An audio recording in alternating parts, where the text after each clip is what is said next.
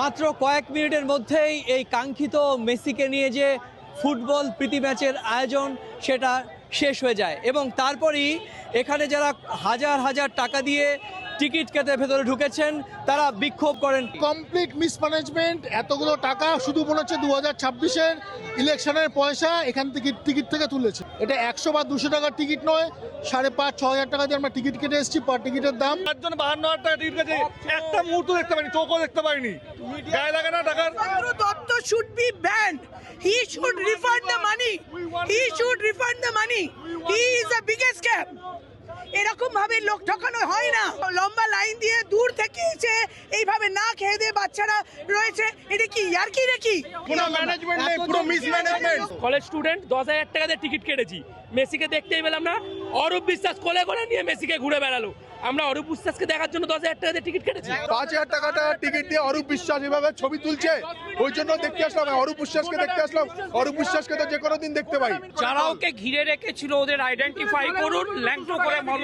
Unprofessional ম্যানেজমেন্টের জন্য আজকে সারা বিশ্বের কাছে কলকাতা বদনাম হলো। এই জন্য কলকাতাবাসী হিসেবে আমাদের খারাপ লাগছে। আমরা তো বহু জায়গায় অ্যাটেন্ড করেছি, এর জন্য এত বাজে ম্যানেজমেন্ট আমরা দেখিনি। শুধু নামেই দেখা গেল, মানে ওটা দেখা না দেখা সমান। বেকার ম্যানেজমেন্ট। মেসিকে আনলো যতটুকু টাইম 2 মিনিটের জন্য এনেছে, আশেপাশে 500টা লোক, কেউ আমরা নিজের চোখে মেসিকে ভালো করে দেখতেও পেলাম না। আর সুয়ারেজ আর ডেপলকেও আনা হয়েছিল, তাদের তো দেখাই গেল না। उसने कैसे दिया स्टेडियम के पिच के अंदर, हमको समझ नहीं आता। 100 पीपल अराउंड मेसी, हम लोग 100 पीपल को देखे, मेसी को देखे।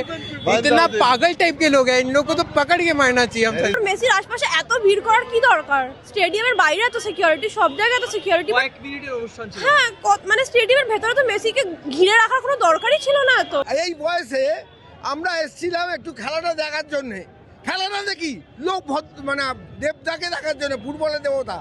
সে ফুটবলের দেবতার এত বেশি মালা পড়ে গেল, আর দেবতাকে দেখতে পাবো না। ফুলমালাগুলো তো শুকনো মালা, ও তো জলাঞ্জলি মালা।